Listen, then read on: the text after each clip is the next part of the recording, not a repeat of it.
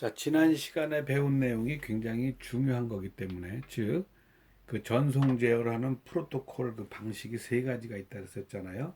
CSMA/CD, 그 다음에 토큰 링 방식, 그 다음에 토큰 버스 방식, 이렇게 세 가지가 있다 그랬고, 그거에 대한 원리를 말씀을 드렸는데, 너무나 중요한 내용이고, 그래서 제가 이렇게 요약표를 하나 따로 만들었습니다. 이거는 이제 교과서 페이지 341페이지부터 343페이지 내용을 이 한 장으로 압축해 놓은 거니까 여러분들이 자, 요것만큼은 진짜 외워주시면 감사하겠습니다. 자, 보시죠. 자, CSMA CD 방식은 우리가 이더넷이라고 부른다. 이 프로토콜의 이름이 이더넷이고 어디서 만들었느냐? 국제 표준화 기구가 만들어 준 것이다라고 보시면 되겠고요. 토큰링 방식은 말 그대로 토큰링이라는 건데 이거는 IBM에서 이제 그대로 이 이름을 씁니다. IBM이 사용합니다. 지금도 IBM 컴퓨터를 주로 사용하고 있는 그런 기관이나 그런 데서는 전산실에서는 토큰링 방식을 지금도 사용하는 데들이 있습니다. 저는 제가 국민은행 전산실에 근무할 때 그때는 뭐 모든 컴퓨터가 다 그 IBM 거였기 때문에 다 토큰링 방식으로 이렇게 구성을 해서 사용을 했었습니다. 그 다음에 토큰 버스 방식. 토큰 버스 방식은 그 이더넷 방식과 토큰링 방식을 서로 혼합해 놓은 거라고 그랬지 않습니까? 예, 그래서 이 토큰 버스 방식이 상당히 장점이 있기 때문에 IBM에서도 이 방식을 활용하고 그 다음에 이제 이더넷에서도 활용을 이렇게 합니다. CSMACD는 뭐 하는다 그랬었죠? 캐리어 상에서 계속 모니터링을 하고 있다. 센싱을 하고 있다. 충돌이 벌어지는지 충돌이 발생되면 일단 그 전송을 중지한다. 이제 제밍이라고 이제 얘기를 하는데 그 다음에 일정 기간 딜레이 후 재전송을 한다. 설치하는데 가격이 싸고 프로토콜이 단순하다. 토큰링 방식은 그 토큰 패킷이 토큰 그 링상을 갖다 계속 돌고 있다. 공평한 전송 기회를 부여를 한다 그랬었죠. 공평한 전송 기회를 부여하는 대신에 그 또 어느 쪽은 보낼 게 많고 어느 쪽은 보낼 게 별로 없을 때도 좀 그 보낼 거가 많은 데는 조금 그 속도가 그 상대적으로 이제 느려지는 것처럼 이렇게 생각이 될 수도 있겠죠. 토큰 버스 방식은 토큰링을 동축 케이블에다 적용하기 때문에 가격이 싸고 설치도 용이해서 많이 사용하는 방식이다. 자, 그 다음에 이제 이거는 이제 그냥 간단히 제목만 읽고 넘어가겠습니다. 이번에는 그러면 아까 이제 형태에 의한 뭐 분류, 성형, 뭐 버스형, 환형, 뭐 이제 뭐 루프형 뭐 이런 거 이제 쭉 있었는데 그 다음에는 또 이제 조금 아까 전송 제어하는 방식의 뭐 CSMACD, 토큰링, 토큰버스가 있었고 이번에 전송 신호는 그럼 어떤 걸 쓰느냐? 베이스밴드 그 방식도 사용하고요. 브로드밴드 전송 방식도 사용하고요. 그 다음에 캐스팅 모드도 사용을 한다라고 되어 있는데 베이스밴드, 브로드밴드는 여러분들 배우셨잖아요. 그냥 설명 안 하겠습니다. 캐스팅 모드는 주로 이제 방송에서 사용하는 방식, 그냥 여러분들이 라디오나 TV나 이런 쪽에 그냥 그 정도로만 여러분들이 알고 넘어갑시다. 그렇게 중요한 내용은 아니니까. 그러면 이제 그 이번에 또 전송 매체는 어떤 것들을 쓰느냐 도대체 트위스트 페어 케이블로도 쓴다. 동축 케이블도 쓴다. 광섬유 케이블도 쓴다. 아, 케이블이랑 케이블은 다 쓰네요. 초창기에는 동축 케이블과 광 케이블만 썼어요. 그런데 지금은 꼬임성 케이블도 품질이 좋기 때문에 잘 쓴다. 그 다음에 무선 랜도 있다. 그러죠. 그러니까 광역통신망하고 똑같아요. 이거는 이제 광역통신망으로 따지면 이거 유선이잖아요. 유선. 무선은 무선이잖아요. 자, 그러면 이제 무선에 대해서 한번 말씀을 드리겠습니다. 자, 무선랜 들어오셨죠? 또 뭐 고속랜 뭐 이런 게 있습니다.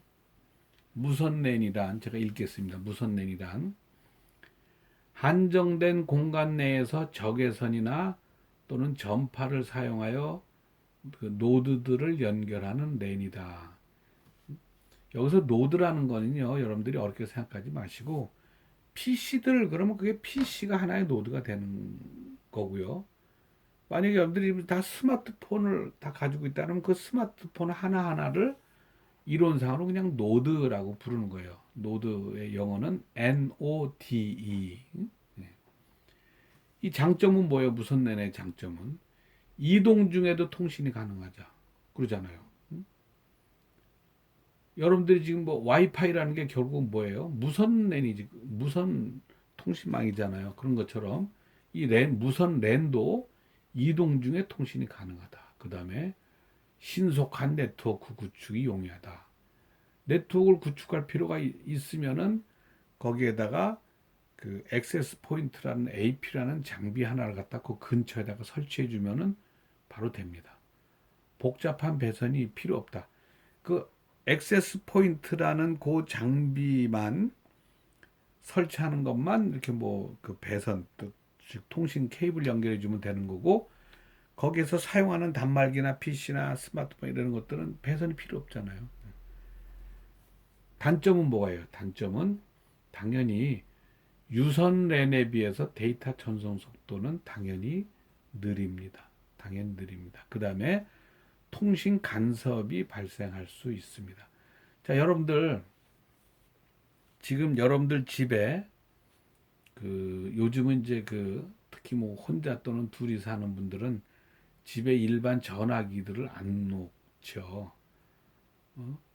주로 이제 여러분들 엄마 아빠 이렇게 부모님 세대들은 다 집에 전화기가 있었기 때문에 지금도 대부분 다 전화들을 가지고 있는데 만약에 여러분들이 거기 보면 이제 전화 그 수화기 이렇게 그 무선 수화기 이런 거 있잖아요.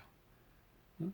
그러면 전화기에 그 수화기가 연결돼 있지 않으면 이제 그걸 이렇게 들고 다니면서 전화기는 뭐 어, 마루에 있는데 뭐 그 수화기만 뭐 방으로 가지고 들어가서 이렇게 통화를 하기도 하죠.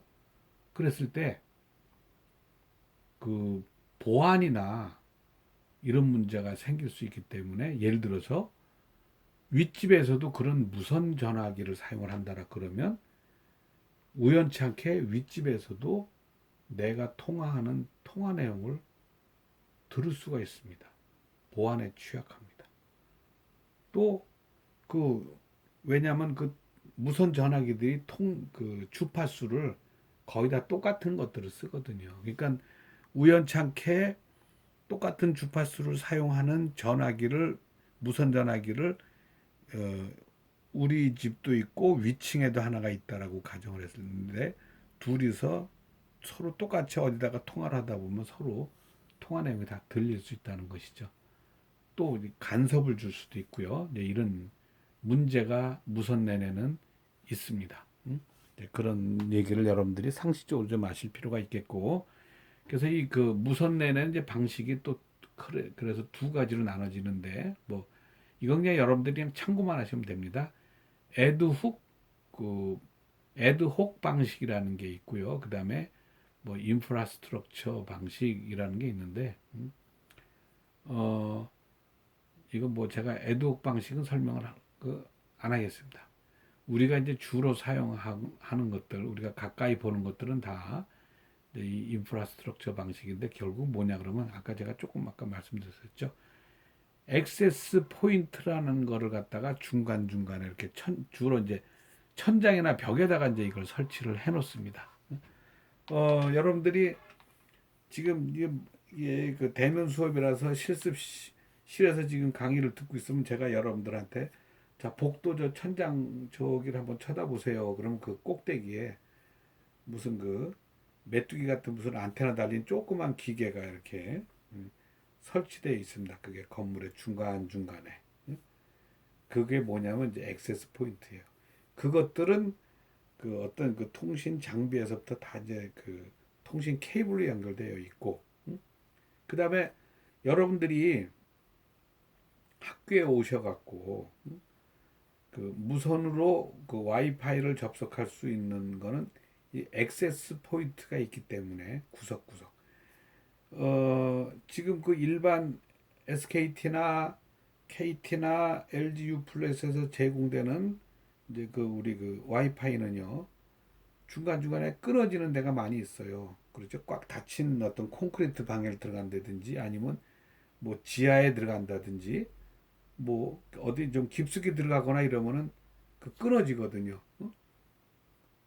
그래서 그런 걸 방지하기 위해서 어떻게 합니까? 이 무선 그 액세스 포인트라는 거를 중간중간에다가 이렇게 벽이나 이렇게 천장에다가 이렇게 설치를 해 놓으면은 그런 끊김이 없이 다 사용을 할 수가 있죠. 그래서 대부분 다 이런 방식을 그 사용을 하고 있습니다. 여러분 여기에 여기 읽어보세요. 뭐라고 돼 있어요? 핫스팟? 핫스팟? 여러분 이거 써보신 적 있어요? 없어요? 있죠. 여러분들 스마트폰은 다 와이파이나 인터넷이 다 됩니다. 그런데 여러분들이 만약에 그 지금 노트북을 하나 가지고 있는데 이 그 지역에서 뭐 그 지역에 지금 이 와이파이가 뭐 이렇게 그 제공이 안 된대요. 그러면 어떻게 합니까? 여러분들 스마트폰에 핫스팟 기능을 열어서 그 스마트폰으로 그 PC를 무선으로 연결을 시키죠. 그러면은 결국은 그 내 스마트폰이 지금 무슨 역할을 해주는 거예요? 액세스 포인트 역할을 해주는 것이죠. 네, 이런 것도 있다. 아, 이제 그 핫스팟이라는 게 무슨 얘기구나라는 걸 여러분들이 이제 이해를 하시면 되겠습니다. 자, 그 다음에 이제 고속랜입니다. 고속랜. 고속랜은 말 그대로 굉장히 빠른 속도입니다. 기존 랜 프로토콜의 형태는 유지하면서 100mbps 이상의 속도를 제공하는 고속랜. 굉장히 빠르게 제공한다. 그래서 이 고속랜의 속도는 뭐 이제 고속 그 이더넷 중에서도 이제 고속 이더넷은 뭐 100mbps 정도까지 사용한다. 100mbps면 이걸 여러분들 이제 따져보세요. bps죠? 메가면은 뭐예요? 10의 6승이죠? 10의 6승이 100이면 10의 6승이면 100만인가요? 그러면 100만, 1000만, 억, 1억 bps네. 그러죠? 혹시 제가 단위 착각했으면 이해해 주시기 바래요. 1억 bps면 통상 한 글자가 10비트라고 가정하면은 1000만 글자죠. 1초에. 1초에 1000만 글자? 와, 1초에 1000만 글자. 자, 여러분들 지금 우리 공부하고 있는 교과서가 굉장히 책치고는 아주 두꺼운 책입니다. 페이지가 지금 이게 몇 페이지냐 그러면은 466페이지예요. 물론 페이지마다 그림 있는 것도 있고 뭐 이렇게 하지만 이 한 페이지에 글자가 몇 개 정도 들어가 있을 것 같아요. 한 20줄 잡고 한 줄에 한 글자를 한 30자를 잡으면 한 600자? 그럼 600자가 몇 페이지? 460페이지? 그래봐야 얼마나 될까요? 예. 어마어마한 속도죠. 100mbps면은요. 그러니까 지금 여러분들 집에 연결되고 있는 그 이더넷 그 랜이 이렇게 100mbps 이런 거로 제공이 됩니다. 그 다음에 기가비트 이더넷이라는 거 있어. 기가비트. 와, 1기가비트. 기가비트는 10의 몇 승이에요? 9승입니다. 10의 9승. 여러분들 아파트에 이렇게 사시면 뭐 아파트 단지에 뭐 예를 들어 LG U+가 뭐 1기가bps를 뭐 속도를 제공한다. 뭐 이런 얘기를 하는 경우도 있죠. 또는 뭐 10기가bps. 아, 속도가 어마어마하게 빠릅니다. 자, 그다음에 또 이제 그 FDDI라는 게 있습니다. FDDI. FDDI라는 건요. 광섬유 케이블 구리선을 사용해서 설계된 이중 환영 구조의 즉 이중의 도너스 구조를 갖는 그 랜인데 이 FDDI라는 거는 뭐 아주 큰 굉장히 중요한 전산 센터라든지 그런데 그 서버들도 많고 컴퓨터도 많고 이럴 때는 아주 튼튼한 든든한 그런 고속의 랜을 설치를 해야 되거든요. 그럴 경우에 이제 그 FDDI라는 이제 이런 방식을 사용을 하는 이제 그런 고속 랜이 있습니다. 자, 그 다음에 이제 근거리 통신망의 장비에 대해서 공부를 하겠습니다. 근거리 통신망을 연결하기 위한 장비들이 있어요.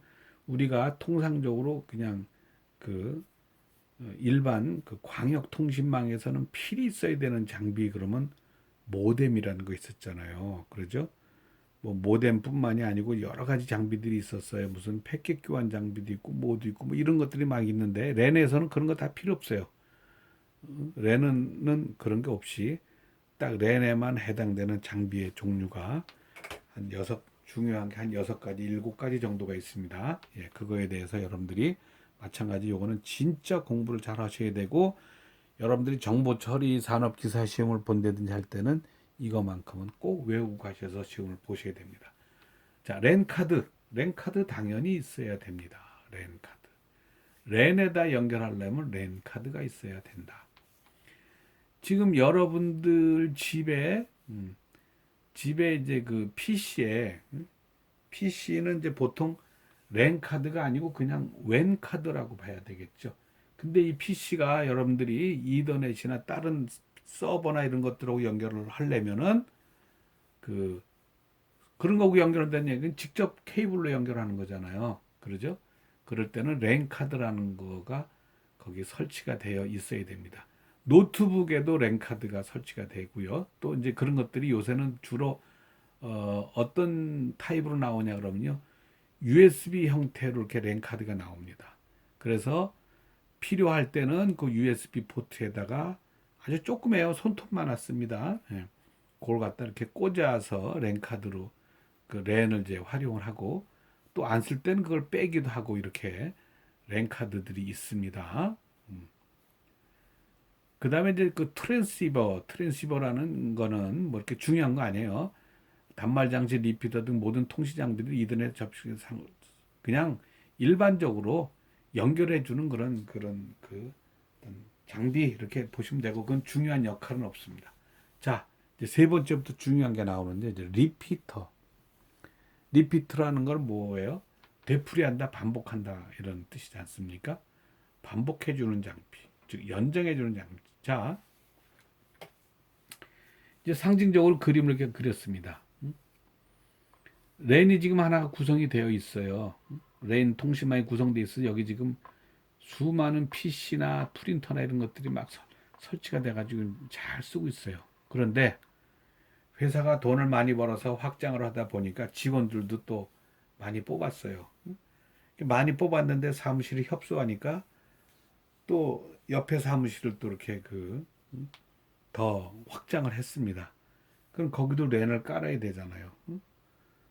그러면은 어떻게 하면 돼요? 통신 케이블을 이렇게 그냥 연결을 해주면 요 리피터라는 장비를 설치하면은 요런 형태의 그 랜이 논리적으로 이런 형태의 랜으로 하나로 만들어지는 겁니다. 아셨죠?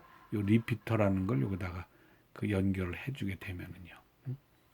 아주 심플한 장비입니다. 그래서 요 리피터는 여기 보시면은 피지컬 레이어의 연결을 담당한다. 즉 뭐예요? 피지컬 레이어는 단순히 0과 1로 그 구성되어 있는 그 통신 데이터들을 그냥 보내고 주고 받는 그런 역할을 해주는 거잖아요. 그래서 리피터는 피지컬 레이어를 연결해 주는 장치. 굉장히 아주 심플합니다.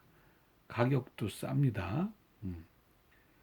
이걸 이제 그 대신에 이게 거리를 이제 연장을 하는데 이게 너무 멀어지면은 좀 곤란하겠죠. 그렇지만 이 리피터라는 게 있기 때문에 어느 정도는 커버가 된다. 이렇게 보시면 되겠습니다. 이게 리피터가 되겠습니다.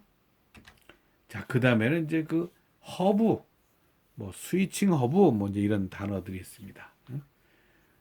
이제 여러분들이 뭐 화요일 날 학교 오셔갖고 뭐 잠깐 보느라고 뭐 지난주 이제 화요일 날 오셔갖고 잠깐 보시느라고 뭐 그것까지 못 봤겠지만 그 앞에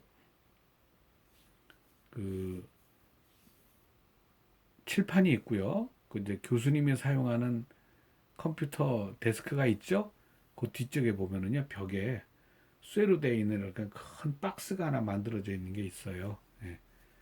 그게 바로 뭐냐, 허브 또는 스위칭 허브가 들어가 있는 그런 박스라고 보시면 돼요. 자, 이거 보세요. 별거 아니죠?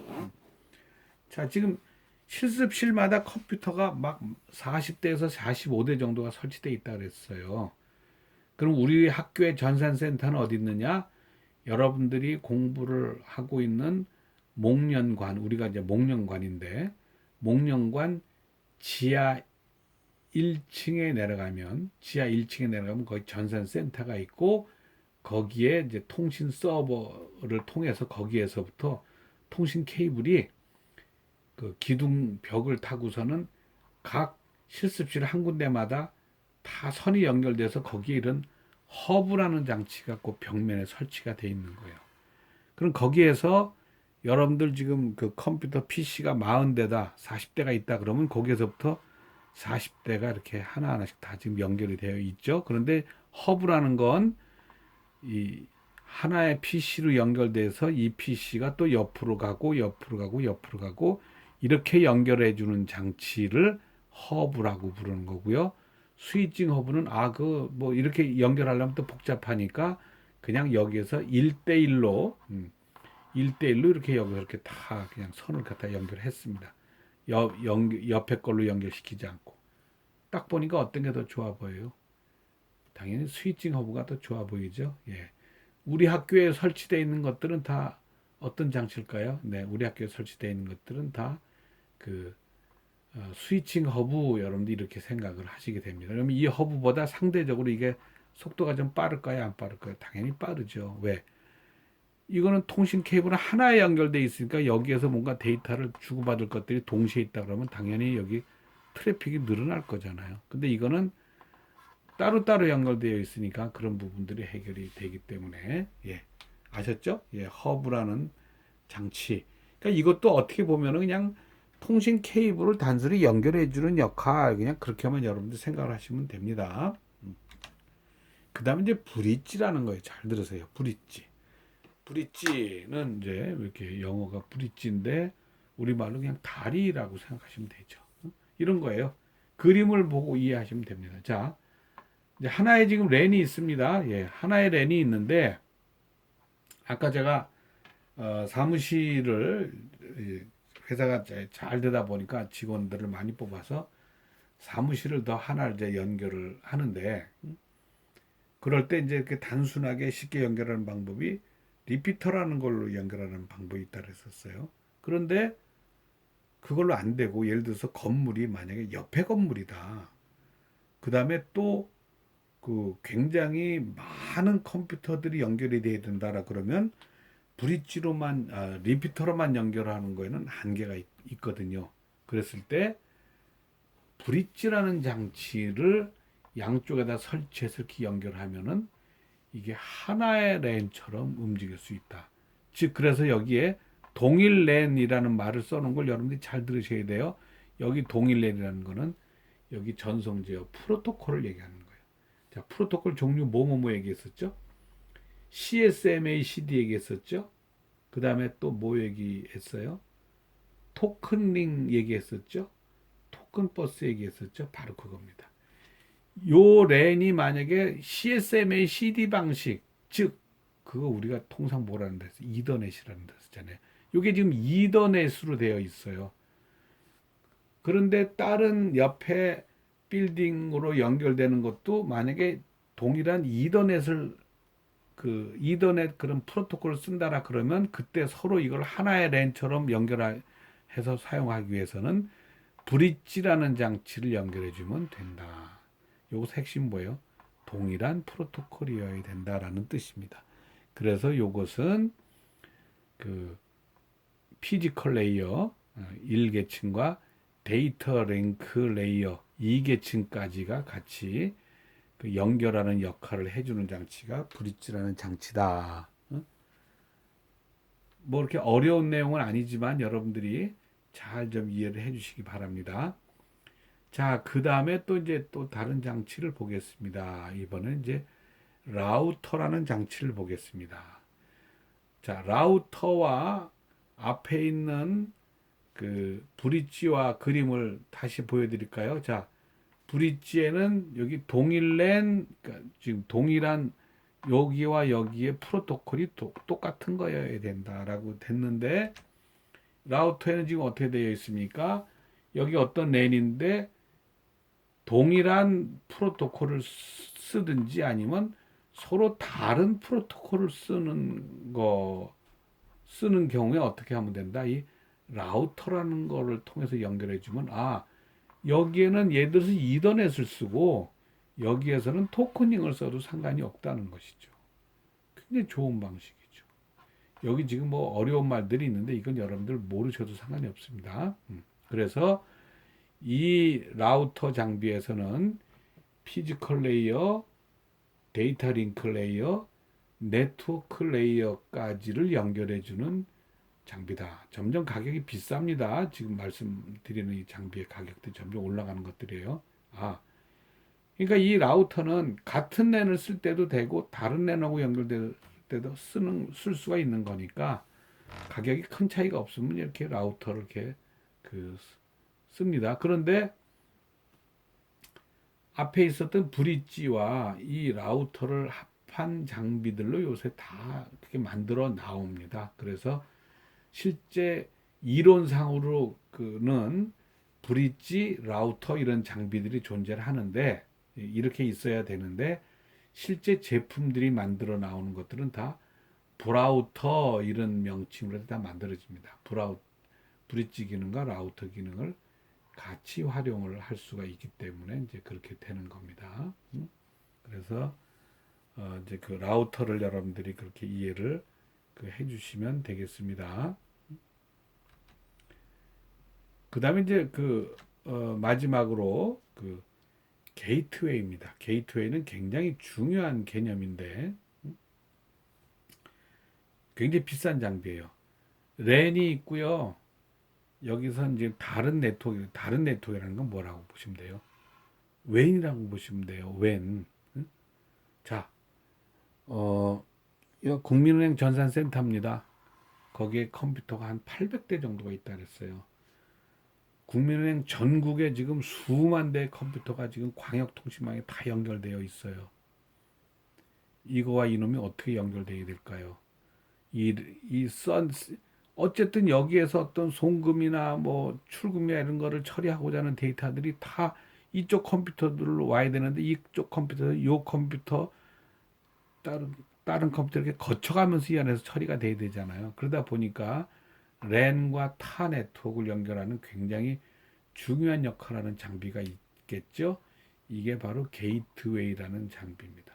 그래서 이 게이트웨이라는 장비는요, 피지컬 레이어 뿐만이 아니고요, 맨 꼭대기 세션 레이어, 프레젠테이션 레이어, 어플리케이션 레이어까지를 전부 다 포괄하는 그런 통신 장비다. 여러분들이 그렇게 이해를 해주시면 되겠습니다. 아셨죠? 자, 지금까지 근거리 통신망에 대해서 우리가 지금 쭉 배우고 있습니다. 여러분들이 요 핵심되는 내용은 제가 지금 말씀드리고 있는 거니까 잘 이해를 해주시면 고맙겠어요. 자, 이제 근거리 통신망의 마지막 슬라이드입니다. 그러면 이제 어떤 때 응용을 하느냐? 데이터 처리를 뭐 사무 자동화, 공장 자동화, 연구실 자동화, 어떤 개인용 컴퓨터의 효율적인 이용, 어쨌든 사무실 내에 아니면 어떤 공장 내에 어떤 연구실 내에 하여튼 모든 분야에 두루두루 잘 활용할 수 있다. 그 다음에 여기서 제공되는 서비스 중에는 어떤 것들이 있니? 전자우편, 이메일, 전자회의, 컨퍼런스, 전자파일 이런 것들 다 씁니다. 자, 교수님 요새 우리 줌이라는 거는요.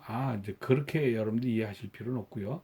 학교 안에서도 서로 메일 같은 거를 내부에서 이렇게 주고받고 이렇게 하잖아요. 이게 뭐 외부에 연결되는 건 어차피 외부 통신망을 나가는 건데 어쨌든 이렇게 근거리 통신망으로 사용할 수 있는 서비스의 종류들은 굉장히 다양하고 많다. 여러분들이 그렇게 이해를 해 주시면 되겠습니다. 네, 오늘 이제 3시간에 걸쳐서 렌을 공부를 했습니다. 이제 오늘 수업이 끝나면 이제 13주차가 끝났고, 이제 14주차에는 2시간 온라인 강의와 이제 1시간 줌 수업이 있죠. 예, 그래서 어, 나머지 그 2시간 동안에 또 이제 그 강의 내용을 5장의 뒷부분과 이제 6장까지 공부를 하고, 또 이제 줌 수업엔 또 제가 전반적인 내용을 요약을 해서 강의를 하도록 하겠습니다. 네, 오늘 3시간 동안 여러분들 수업 들으시느라고 수고하셨습니다. 이상 마치겠습니다.